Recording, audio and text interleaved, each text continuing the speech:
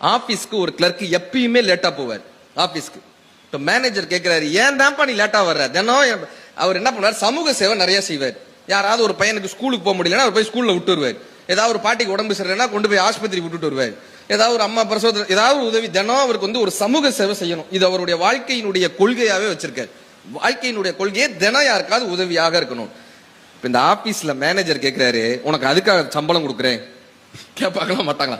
தினம் ஆபீஸ்க்கு 11 மணிக்கு தான் போவார். இதுக்கா உனக்கு சம்பளம் கொடுத்துட்டு இருக்கோம்?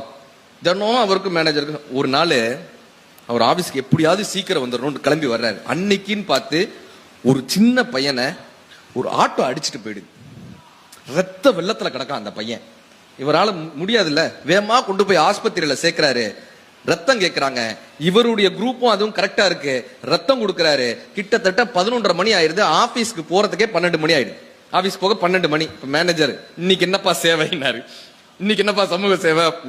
இவர் உடனே சொன்னார், சார் இந்த மாதிரி ஒரு பையன் அடிபட்டான் சார், நான் தான் சார் போய் ஆஸ்பத்திரியில சேர்த்தேன், நான் தான் சார் ரத்தம் கொடுத்தேன். இப்ப அந்த மேனேஜர் கேட்கிறாரு, இவ்வளவு சேவை செய்ய யாராவது உன்னால தான் உயிரோட இருக்கேன்னு வந்து உன்னை வாழ்த்த போறாங்களா?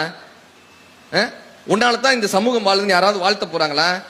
இனிமே இந்த மாதிரி வந்தேன்னா உன்னை வேலையை விட்டு தூக்கிடுவேன். சிட்ட சுடா வேலையை விட்டு தூக்கிடுவேன்.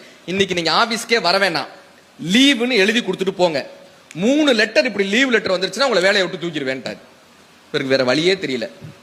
ரொம்ப திட்டாருன்னு அந்த லீவ் லெட்டர்லாம் எழுதி கொடுத்துட்டு போறாரு.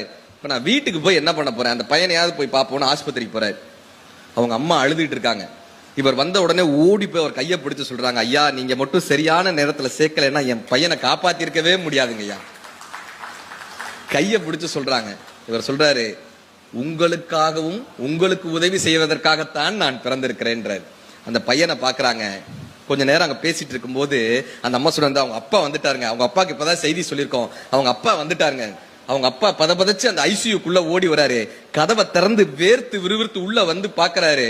அந்த அப்பா வேற யாரும் இல்ல, லீவ் எழுதி கொடுத்துட்டு போங்கன்னு சொன்னாரு அந்த மேனேஜர். அந்த மேனேஜர் தாங்க அந்த பையனுடைய அப்பா. அவரு கண்ணுல கண்ணீர் மல்க இவரை பாக்குறாரு. காலையில நீ சொன்னியப்பா, ஒரு பையன் விழுந்துட்டான், நான் காப்பாத்தினேன்னு நீ சொன்னியப்பா, அது ஏன் பையன் பான்றாரு. என் பையன்பா, உன்னாலதான் யாராவது உயிரோட இருப்பாங்களான்னு நான் கேட்டேன்லப்பா, உன்னாலதாயா இப்ப நான் உயிரோட இருக்கேன், என் மனைவி உயிரோட இருக்காங்க, என் பையன் உயிரோட இருக்கான், என் குடும்பம் உயிரோட இருக்குன்னு அதுக்கு நீதாயா காரணம்னு அவருடைய கையை பிடிச்சிட்டு மேனேஜர் அழுகிறாரு. இப்ப அவர் சொன்ன வார்த்தை, உங்களுக்கும் உதவி செய்வதற்காகத்தான் நான் பிறந்திருக்கிறேன்னு அவர் சொல்லிட்டு போறாரு.